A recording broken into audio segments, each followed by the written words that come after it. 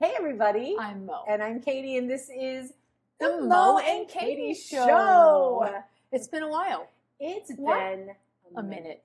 Why do we always say that? I feel like It's always been a while. It's like, hey, let's we're record here. a Just podcast. be grateful. And 6 weeks later, we'll pop into your Spotify and give you another one.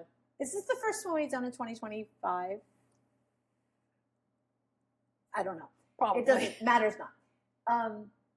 I am really excited because I really like looking back at the calendar and marking dates, and we are at about the 5-year mark. Crazy. Because, yes, it is 5 years. You know why? Because in February of 2020, we went to California for the first Story Standing Ovation at the Writer's Loft. Mm-hmm. Remember that? That's a Narrative Loft. Narrative Loft, thank you. It's a cool space. And that is where we sat down and wrote down all the things that we wanted our podcast to be 5 years ago.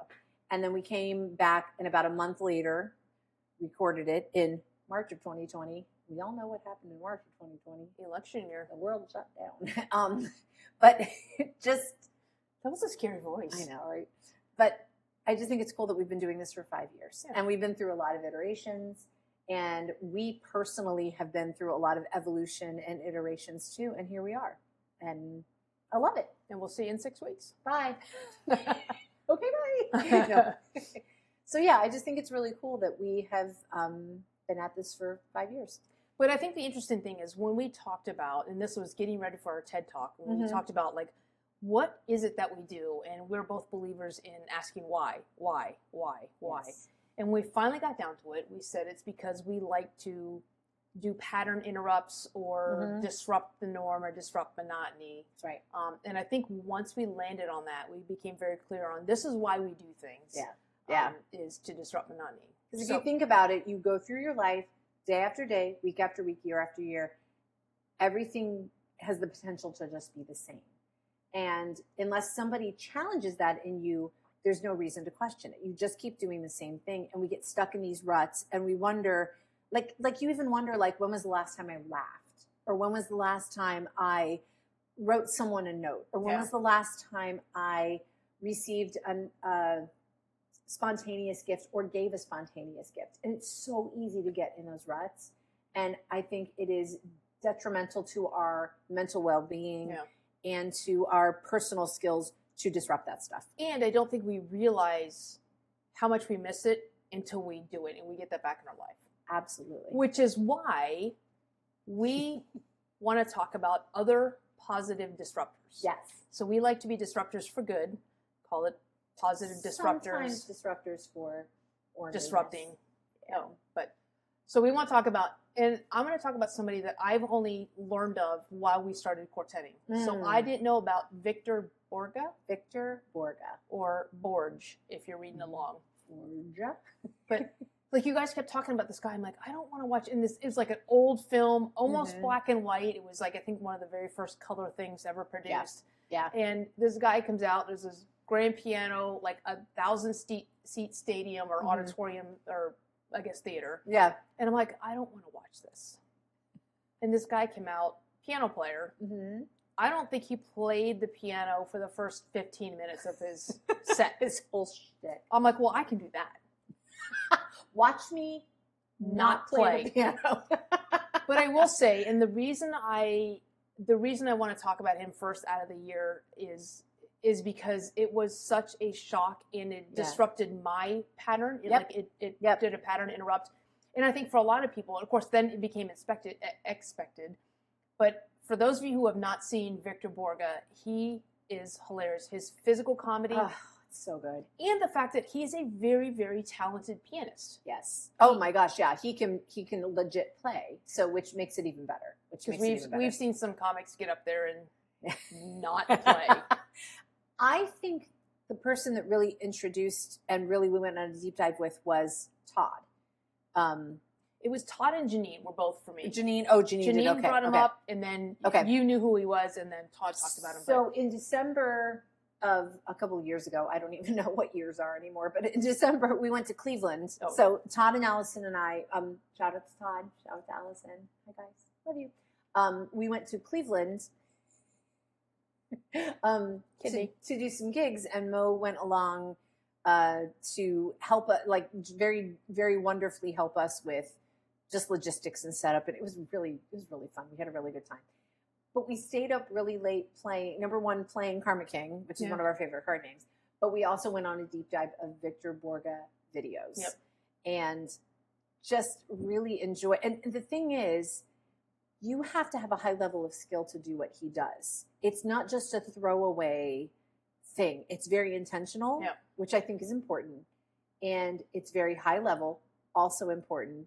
And it just appeals to a really advanced sense of humor where you start to look at the multifacetedness of it and you go like, okay, this is brilliant. Yeah. He is, talented, and a lot of it is the delivery. I have always said this about comedians is it's not so much the content as it is the delivery. Yeah. And I think that's so important. And his delivery of his shtick, and he's patient. Yeah. Like some of his shticks require him not to move, him not to react, and he is so patient and so talented. And what I love about that is when I think about an old man, because I don't think he's still alive, right? No, he passed away in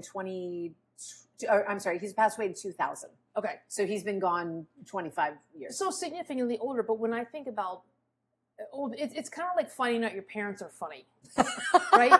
Which you've been doing, actually. I have been. I know, but it's like you see this old guy and he comes out in tux, he looks classy, and as soon as he starts his shtick, you're like, man, old people can be funny. I don't know why I think that's so bizarre, but I think it's a pattern interrupt because you see this older gentleman with a grand piano on stage and that's it. And you have an expectation. And he breaks that expectation. And I think that's really, really cool. And he breaks it in such a entertaining, and you look at the audience and there's young people and old people and people of all walks of life. Yep. And they're all entertained by this one guy who is breaking the script for what you would expect of a guy in a tuxedo coming out with the So I figured out, and this took me a minute to make the connection, but do you know where I first actually heard Victor Borge's work? I don't know if I told you this or not. So I don't know if any of you, those of us of a certain age, if any of you were into the Electric Company when you were kids. I was not allowed.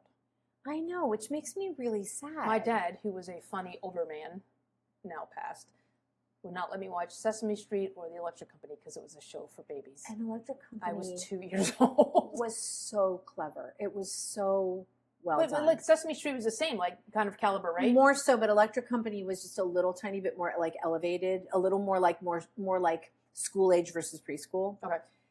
And a lot of notable actors, Rita Moreno. Were they not puppets? No, no puppets on Electric Company at all. I wouldn't know. Electric Company. We're gonna turn it on. Not we're just gonna rubbing bring salt in the power. Morgan Freeman, Rita Moreno, a lot of notable actors. Victor Borge did a shtick on Electric Company. Oh, cool. There was this song called Punctuation. And again, this was more school age stuff. So it goes, punctuation, punctuation. They are the little marks that use their influence to supplement and speak. Good. More. Yeah, so what they would do is they would read a sentence, or he would read a sentence, and he would make certain sound effects. I do remember that, yeah. Yeah, for like, he would be like, the boy who is sitting, like that would be his mark for a comma. But that's something he did on Electric Company? Brilliant. Or he did on stage He did it on Electric Company, and I have a record. 33. Actually, those are coming back. Vinyl. That's coming back, yeah? It was on my Electric Company record. But he's reading, not singing. He's reading in between the whole company singing. And I didn't know for years, like later, much later, I put the connection. I was like, oh my gosh, that's Victor Borge who was doing that. I wonder how we get it. So we really should have done research before. But I'm curious how he got his start. Like how, again, to be a disruptor and a disruptor for good, you have to realize you have a talent. You have to realize there's an expectation, and you have to break that expectation. I'm wondering what his backstory is. Yeah, so we'll have to do it. We'll have to do it. We'll have to do research the next time we decide to talk research in person. When we decide to do a podcast, but whatever. Yeah. Anyway, I just think it's really powerful because I look up to people who, because until we sat down and we figured out like what is it that not so much what we do, why do we do what we do? Yeah. And it really is a pattern interrupt, positive disruption, disrupting monotony, breaking the script, whatever you want to call it. And then as you start looking at all these other people who have done that and created, inventions or things that we take for granted, or just, taking a stand for something, I think those are all positive disruptors. And I love kind of looking at that. But Victor Borge was pivotal for me because, again, it's a talented artist who does something. There's another layer of talent, which is his comedy. And I'm so in awe by what he does. And I'm like, yeah, that's what I want to do. And again, if he wasn't a gifted piano player, it wouldn't have the impact that it does. Correct. If he was a crappy piano player, it would not be as fun. But the fact that he plays very well and he can play poorly within playing well on purpose. Yeah. It's brilliant. Yeah. So if you guys haven't seen this guy, so good. Yeah, it's fascinating. And I think it resonates with us, Mo, because we have really landed. So this past, kind of the end of last year and the beginning of this year, Mo and I have really landed the thing that we really love to do. Like if we had to label this career path that we're on, and this is a second act for both of us, and it's very exciting, and we're really, really blessed and lucky and grateful to have a second act career. Yeah. But what we've really landed on is the corporate MC world, that we like to go into events that are happening anyway, that normally would be just kind of boring and blah. Like speaker. Yeah, like here's the next person, here's the next person. And to turn it into something that's full of unexpected laughter and costumes and shtick and theme and all of those things. Pretty much us. Ta-da! So, but again, it's a script breaking. It's a positive disruption. And it's an interrupt. Yeah. That's exactly it. It's a positive interruption of what people expect things to be. Yeah. And man, don't we need that right now in our world. Like we've got so many things that are challenging for us to wrap our brains around. Yeah. It's so nice to have, like, you think something's going to be the same old, and then it changes. It makes me think of like Southwest flight attendants. Yes. How you expect when you get on a plane to be told how to put your oxygen mask on. But recently we were on a flight, and the first thing the flight attendant said was, "Whose baby is this?" And everybody looks at them and they go, "Now that we have your attention." But like, I was kind of mad that I fell for it, but at the same time, that's the I power love of it. Yeah, but that's the power of it. Again, those pattern interrupts. And I think what I like about Victor Borge is what's the quote about, you can take things seriously, but you don't have to take yourself seriously. And I think that that's kind of the world we're in right now, where there's a lot of serious stuff going on, but there's always an opportunity for us to not take ourselves too seriously. So we're stuck in this environment, and it's what's within the realm of the possible that we can do to break that up for people, because like you said, I think we need that more than ever. Absolutely. So our challenge to you is always homework. Dun dun dun. How can you positively pattern interrupt in your world? So how can you bring something, respectful and appropriate, maybe, and unexpected into a meeting? How can you... Or the dinner table. How can you bring... Can you tell the story really quickly of when you, your email sign-offs when you worked at the Pentagon? Oh, yeah. Because I think this is a great example, because you had to operate within certain parameters, but you were able to just... Yeah, so... Go ahead.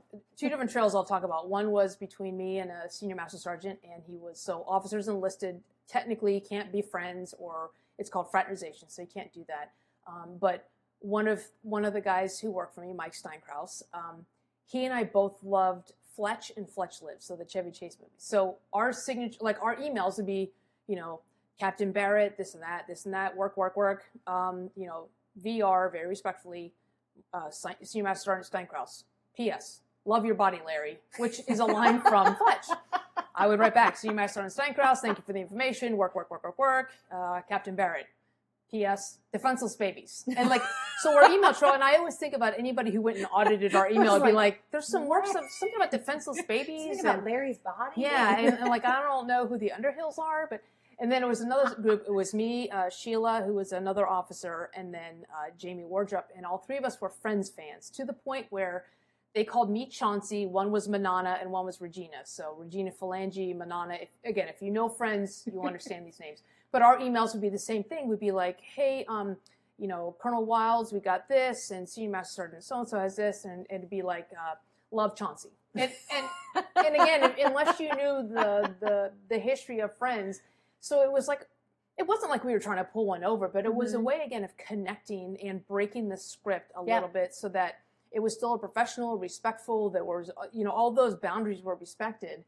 But at the same time, there was this little thing at the end that says, hey, I see you, right? So that's the thing that we're big on is schwack. See, hear, understand, appreciate, and connect. Yep. And it was a way of professionally, respectfully, within the bounds of what is allowed in the military, to still say, I see you, I know what you value, I understand friends, or I understand Fletch, and to connect with somebody within those bounds. So I think about it all the time. And again, really, I think about it in terms of like some CNN reporter, not that our emails were that contentious, but like P.S., love your body, Larry. So experts are currently reviewing this email. Where's Larry? What kind of body does Larry have? Larry is only a torso. Why are we talking about it? Oh, wait. We need to stop looking about Larry. There are defenseless babies somewhere in the Pentagon One of the area. babies might be named Larry. We don't know. Is there a defenseless baby named Larry with a nice body? I think about it all the time. And I just, it's those pattern interrupts to stay within the realm of what's professional and respectful and still getting work done, not like just goofing off, but a way to, again, see somebody, understand, and communicate and connect on a level, on a more personal level. So and I would venture to say that is part of what makes you feel like a human inside of being you're working for the government. It is very like, get it done. Everything's a number kind of thing, but it's something where you have that connection, and connection. I think it's the most important thing. It's the most important thing is to have a connection, to feel seen, heard, understood, understanded is almost what I said. Understanded. Would you like to feel understanded? But to feel that way from someone else instead of just, hey, we're all cogs in a machine doing the work. So I think that's really, really important. Yeah. So that ties into the takeaway. So find a way to break the script, to pattern interrupt in one of the things that you do every day. So again, whether it's the way you sign off an email, the way it's how you behave at the dinner table, but find some way to do a positive interrupt, disrupt the monotony, break the script, pattern interrupt, all the things, be a disruptor for good. It's basically, that's your challenge. Yep. And we'd like to know what you did because we want to steal your ideas. That's right. So. And it could be that you are interacting with someone who is on kind of this hamster wheel of regularity, like someone who is checking out your groceries. And you know what's really cool is when a hamster's running and you just grab the wheel and the hamster's like flipping around. Do that to somebody. Like if you see somebody on a hamster wheel, just grab the wheel and let them spin just for a second. And when you do it, tell them it was Mo's Jenny. idea. Jenny King. I just blame Jenny. Upstairs. Sorry.